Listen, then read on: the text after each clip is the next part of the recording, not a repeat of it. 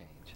But one night, my dad and I were talking, and I was telling him about Jesus and his amazing love. Dad, no matter where you've been, no matter what you've done, God will still have mercy as long as we have the breath of life in us.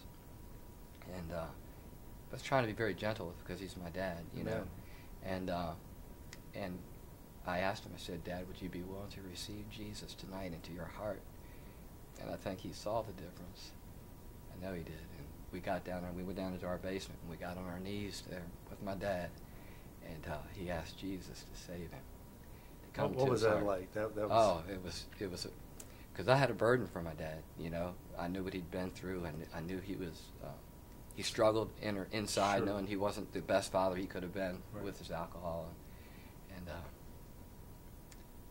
And I hugged him, and I saw a change take place. He still wanted to go to his Catholic church. I said, Dad, God's there too. right. But he went there, and then he went with me to church occasionally. If we had something going on, I'd ask him to come with me. And I saw him change. You know, I saw his life change. He stopped drinking.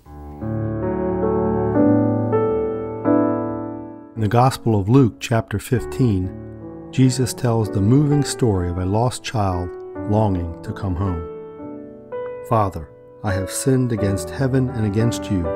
I am no longer worthy to be called your son. The story picks up in verse 20 and goes on to say, but while he was still a long way off, his father saw him and was filled with compassion for him.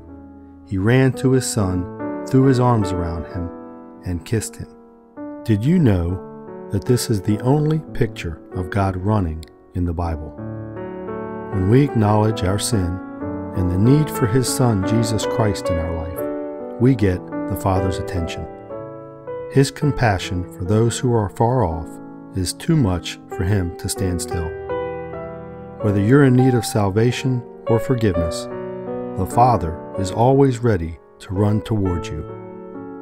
Share the good news with someone you know who needs it today.